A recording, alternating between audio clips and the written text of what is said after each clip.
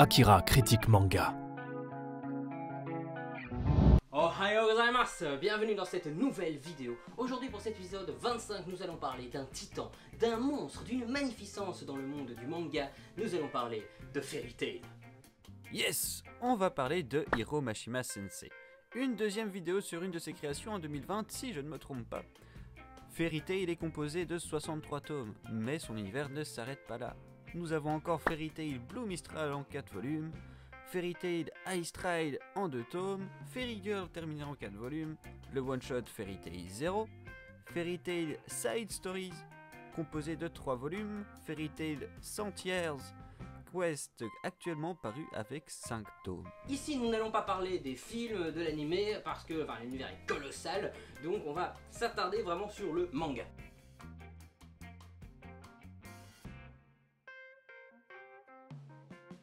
On pourrait commencer par Lucie, une jeune magicienne, rêve de rentrer dans une guilde.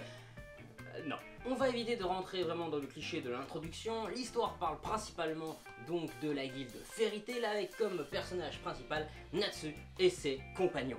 Donc ils vont partir à l'aventure, ils vont accomplir des missions pour la guilde et ils vont aussi sauver quelques personnes. Sans vouloir spoiler l'histoire, on a en réalité, donc toute l'histoire est composée de différents arcs comme c'est le cas dans beaucoup de mangas, et chaque arc va se concentrer soit sur un ennemi, soit sur une quête, soit sur une mission, une quête, soit sur des événements en particulier.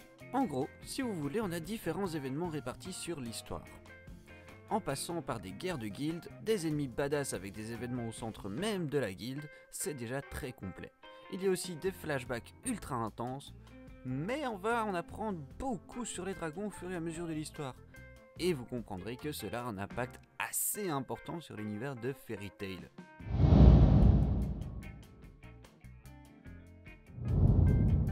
Que c'est compliqué de parler de Fairy Tail sans être soit trop critique, soit pas assez, c'est extrêmement compliqué. Maintenant sachez que donc concernant les arcs, il y a des arcs qui sont extrêmement bons, l'histoire dans l'ensemble est très bonne, mais on a des arcs, c'est pas ouf. Comme Akira, c'est difficile d'être critique sur un manga que l'on aime. Déjà habituellement, mais aujourd'hui encore plus. Sur ce, j'ai surtout regardé l'animé, et vis-à-vis des arcs, c'est pas recommencer qui va me déranger. Mais l'arc Daybreak, je ne l'ai pas apprécié. Autant la fin de l'arc, oui, mais tout le long c'était d'un mou. Alors que Battle of Fairy Tail, lui, est intense à 100%. En gros, mis à part certains moments, on est sur un monument dans le manga.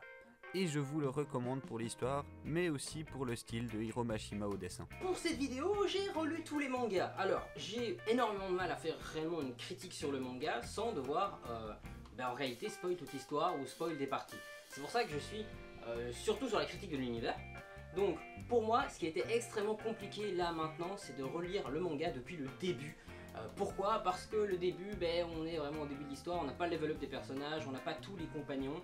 Et donc repasser par ce début d'histoire m'a fait un peu mal, je dois l'admettre. Mais après, une fois qu'on a passé le premier arc, voire le deuxième, on rentre à nouveau dedans, donc ça c'est vraiment très bien. Pour quelqu'un qui découvre l'univers, pas de souci, parce que vous allez découvrir l'univers, donc ça va pas vous gêner. Recommencer le manga est donc très compliqué, surtout quand on a lu toute l'histoire, qu'on doit la relire.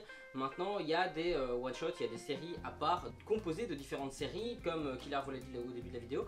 Du coup, on a quand même des choses qui font soit des liens avec l'histoire, soit office de flashback. On a une suite également, une histoire qui est une suite, donc ça c'est vraiment pas mal aussi. Le seul problème que j'ai réellement eu là, c'est de relire le début, parce que le début c'est vrai que, comme je l'ai dit, le level up des persos, voilà, on a envie que le level up se fasse là tout de suite maintenant, pour arriver au moment où on a vraiment l'action, je veux dire l'action et l'intrigue, les infos qu'on veut.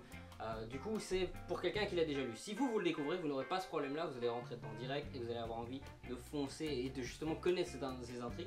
Moi ce que j'avais envie c'est de retomber sur ces moments là, ce qui est plutôt compliqué. Merci à tous et à toutes d'avoir regardé cette vidéo. Donc comme vous l'avez compris, c'est assez compliqué de faire une critique sur un univers aussi large. C'est on va dire la première vidéo d'un manga aussi gros qu'on fait sur la chaîne. Du coup, ce que je vous propose à vous, c'est est-ce que vous pensez que ce serait intéressant de faire une critique manga d'un manga donc aussi grand, mais par arc. Donc par exemple Fairy Tail comprendrait un arc, ensuite le second, le troisième, etc. Donc on critiquerait vraiment par arc et du coup ça nous permettrait d'être beaucoup plus constructif et on n'aurait pas peur de vous spoil. Parce que c'est ça le problème, c'est qu'on a peur de vous spoiler dans une aussi grosse histoire.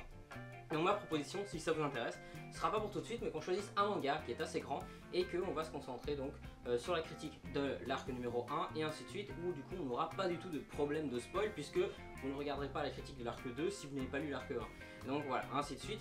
Donc voilà, si ça vous chauffe, dites-le moi parce que franchement avec Killa, avec Azulodo, on en a parlé et nous ça nous... Voilà, nous ça nous intéresserait, mais il faudrait voir si vous, ça vous plairait. Donc n'hésitez vraiment pas à nous dire ça, parce que avec ce système-là, ça nous permettrait de faire des critiques manga beaucoup plus poussées. Donc si ça vous chauffe, en commentaire, ça nous permettrait vraiment de nous améliorer et d'attaquer une critique manga d'une autre manière, ce qui pourrait être pas mal. Sur ce, channel登録お願いします。じゃあまた来週。